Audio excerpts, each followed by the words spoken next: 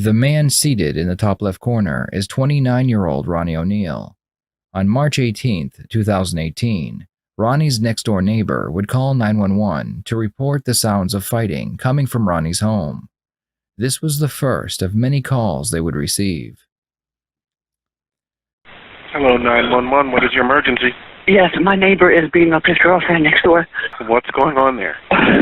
I don't know. I heard the neighbor yelling, help me. Help me. What's going on I jumped there? up. I don't know. I think he's beating her next door. We just heard some noise. Okay. As the neighbor was just finishing her call with 911, another call came in.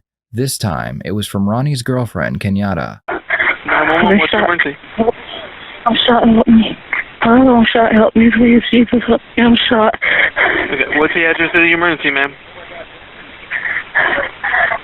What's the address of your I'm emergency? shot. Help me, please.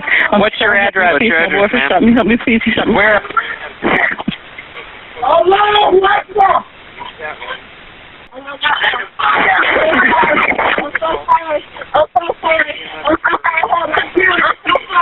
Ma'am, hello? Ma'am.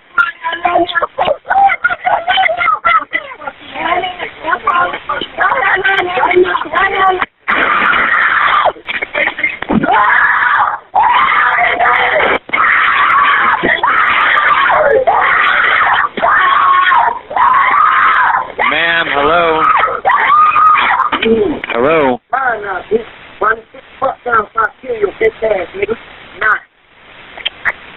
Right now, come out here and help me kill this bitch. Now! After the call ended with Kenyatta, one more call would be made to 911 before the police arrived. This time, it was Ronnie himself. 911, what is your emergency? Hey, I just been attacked by some fucking white demons inside, and she tried to fucking kill me, and What's the I just address? killed her stupid ass.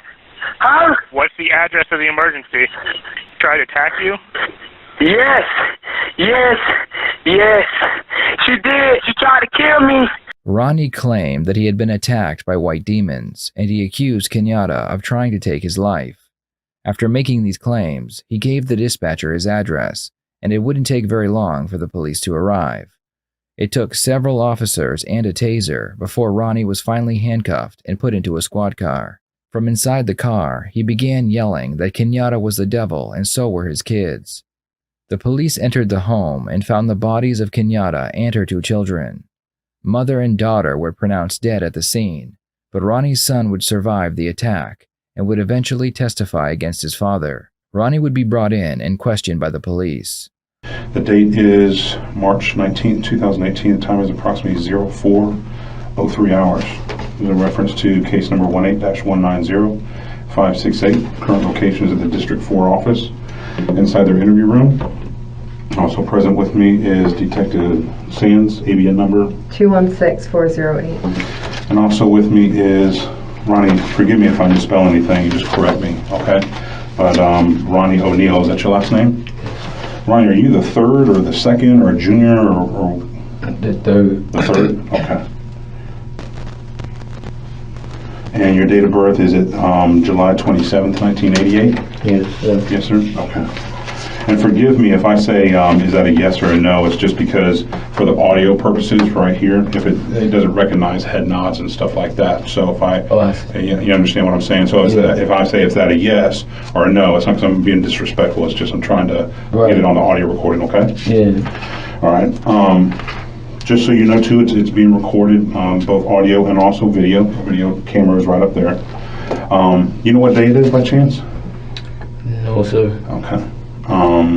I know it was Sunday. It was Sunday? Okay. Yeah. All right. So right now it's 4 in the morning, so it is Monday. It's on the 19th. So I believe Sunday is when all this occurred. Let me just make sure I get your personal information right. Your current home address where you live right now, where's that at? I was staying there from time to time. There being where they found you tonight? At the house? Okay. Yeah, were you staying at another house, though, away from there? No. Or were you staying with any parents or anything like that, or grandparents or anything like that? No. Okay, and I don't know that. I don't know if you were staying there or not. Okay. No, I just stay with her. And okay. and my kids. All right, you said that you were shot in the left leg. Is that an incident that happened in Robles Park? You said it happened in Robles Park, is that correct? Yeah, I think so. When did that happen? How long ago? I can't remember how many months, but it's like 4 or 5. I don't know. That's why I told him like 4 or 5 months. I don't know. Did you go to the hospital or anything for it, or no? Yeah. Yeah. What did they say happened? Did you break any bones or anything, or just through and through, or what? What happened? I got shot in the leg, and a bullet went through me. Bullet still sitting in me. Oh, it's still inside. It didn't go out. Yeah, it's still right there. You know who shot you or why it happened? No, sir. No. I don't. The detectives already have enough evidence to secure a conviction in this case. Now they want to see if Ronnie is of a sound mind and perhaps extract a confession from him. They begin with basic questions about Ronnie and his family. They want to see how he answers the questions that have nothing to do with the case. All right. You have any sisters or brothers?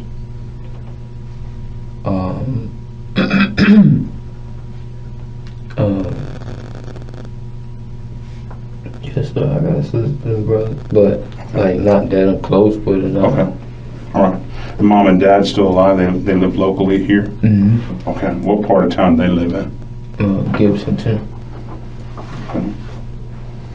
When's the last time you saw your mom or dad? Today. Oh, Sunday? Mm-hmm. Okay. Well, it was yesterday. Yeah. Okay. I went over my mom's house. Me and my son went over there yesterday. Okay. Who's your son? What'd you guys do over at mom and dad's house? Anything specific? We just changed brakes on my auntie car. Okay. And that's it. And I came back home. Okay. You take any medication or anything like that, or no? No. All right. You been drinking anything, any kind of alcohol, late Sunday, going into early Monday morning? No, sir. Smoke any kind of drugs, anything like that? Any kind of weed, cocaine, any narcotics, anything? No. They are looking for a reason for the attack. By eliminating drugs and alcohol, it shows the jury that what Ronnie did was done with a clear mind. The more explanations they can remove during the interrogation, the harder it will be for a lawyer to defend Ronnie. All right, you know where you're at right now? All right, you're at the District 4 office. This is the office in College Avenue and like the Ruskin Waimama area. That's just close to where the incident scene actually took place. So we want to talk to you. You know who the President of the United States is right now? Well, yeah, Donald Trump, man. Right. Do you know who the president was before him? President,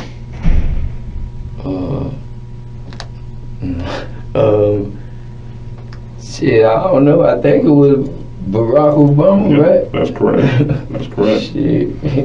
Did you vote for Trump? Did I vote for Trump? Yeah. No. Okay. I didn't vote for Obama either. Okay. Well, I told you, I introduced myself to you at the scene, and also Detective Sands, and I told you that we were going to bring you over here, and you said you understood, and that was fine. We want to ask you some questions, but before we ask you any questions, I want to read to you your Miranda warnings just so you know what your rights are before we talk to you, okay? You ever been read your Miranda warnings before? You ever been arrested before or anything like that? Yeah, I've been arrested, but I ain't never been. Never been read your rights before? Oh, that what you call You have the it? right to remain silent, your Miranda warnings or your Miranda rights. Yeah. You've never been read those before? Okay. Well, I'm going to go ahead and read. Before, but not It's the same thing. If you've been read your rights, Miranda rights, it's the same thing. So I just wanted you to make sure that you understand what they are before we ask you any questions. And then if you have any questions, we'll be more than happy to answer those for you as well, okay? All right. All right, this is a consent to be interviewed form. Now, when's the last level of education you completed? Was it high school, middle school? College? 12th. 12th grade? Did you graduate? Did you complete it? Is that a yes? Yeah. Okay. All right. Again, there's about 6 lines that I have to read to you. If at any time you don't understand what I'm saying, stop me, and I'll be more than happy to reread them for you, okay? The detective begins by reading Ronnie his rights. In almost every video on this channel, the suspect ignores the Miranda warning and continues talking with the police. This time, however, Ronnie is paying attention. And it says, I further understand that, number 1, I have the right to remain silent and can invoke this right at any time during questioning. Do you understand that? Okay. Yeah, I want to do that. Do what? I'm sorry? I don't want to say nothing else until I have a lawyer or something like that. Okay, that's fine. You're entitled to your right. So what we're going to do is I'm not going to ask you anything. You're entitled to your rights. If at any time you choose to talk to us, you're more than welcome to do that. So at this point, what I'm going to do is I'm going to take you back to the room that you were.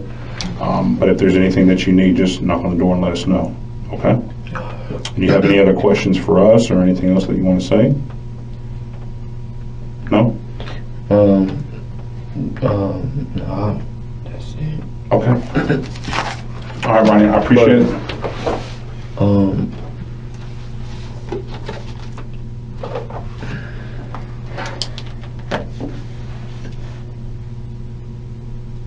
I was saying, why you ask me who the president? Just so I know that you're in your clear mind, so you're not too sleepy, you understand where you're at, you know, that kind of stuff. What they got to do with? No, just to make sure that you understand what I'm saying to you and that you're replying to me with truthful answers and you know what's going on. That's all. Okay? All right. I'll escort you back over here.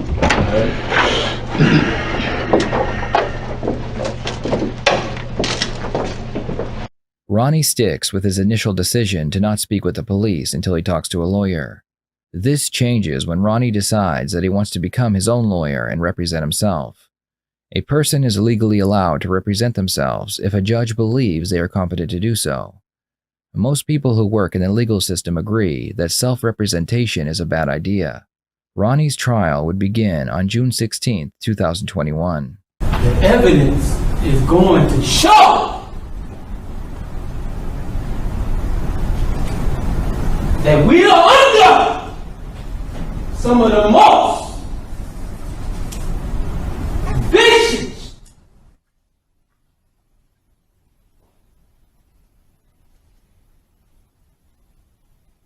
lying,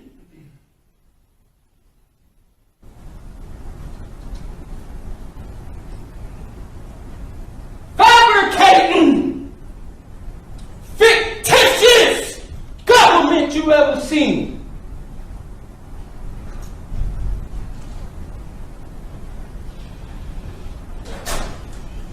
By the time it's all said and done, you will see who is the mass murderers.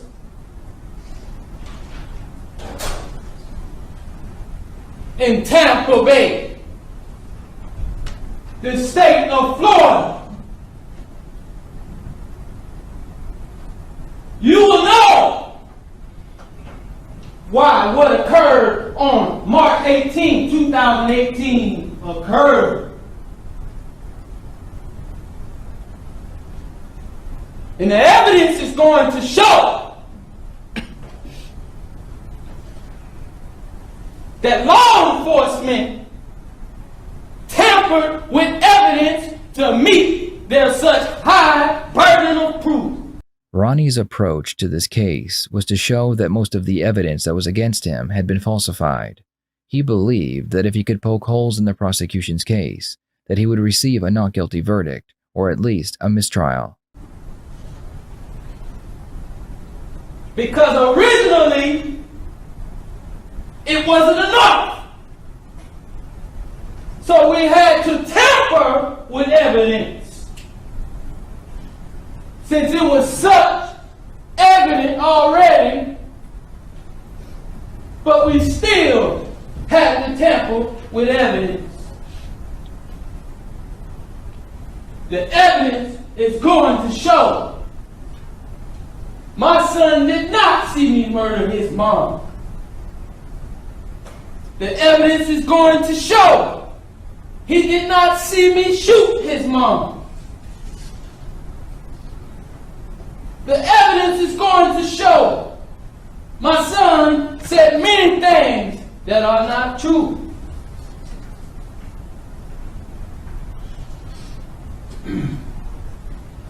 The evidence is going to show that I called 911 during Kenyatta Barron's 911 call.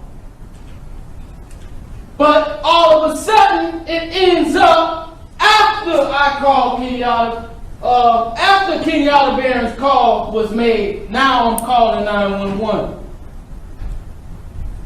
But originally, I called 911 without even knowing she called 911. During her call, my son did not witness me viciously beat his mom to death. The biggest piece of evidence against Ronnie was the testimony of his son. His son claimed that he had seen everything his father had done before his father tried to take his life. Ronnie continues reciting his opening statement, doing his best to mimic every episode of Law & Order he has ever seen. The evidence will show that the state cannot prove that I premeditatedly killed anyone because I didn't have any time to reflect or plot and plan as if everything happened suddenly and spontaneously. I responded out of pure instinct and heat of passion.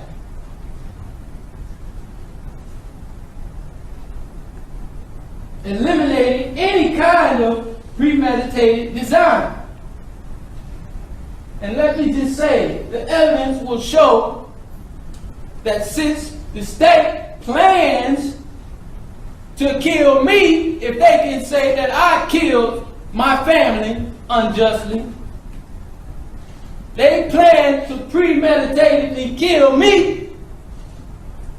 So they cannot say or deny me the right to premeditatedly kill Kenyatta Barron if she killed my children.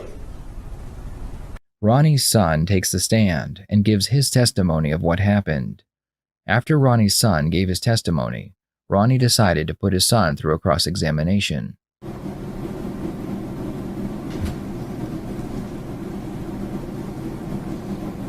you doing? Good. It's good to see you, man. Good to see you too.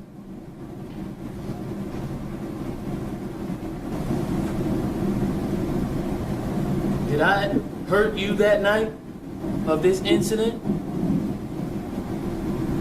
Yes. I did. And how did I hurt you? You stabbed me. It would take the jury only a few hours to reach a guilty verdict. Ronnie would receive 3 life sentences plus 60 years. As for Ronnie's son, he was adopted by Detective Mike Blair. Detective Blair had been one of the responders on the day Ronnie attacked his family. While Ronnie's son recovered in the hospital, the detective and his wife signed the adoption papers. He knows he has a story that has been written for him. He also knows that he doesn't want to be defined by that story. We established kind of a mantra for him that he, to this day, if you were to ask him what's the mantra that you live by as it goes to the family, and it's I am safe, I am loved, and I'm part of this family. And he repeats that to himself in moments of stress. I know he repeated it going into testifying. It's something that he lives by. Is he has the things.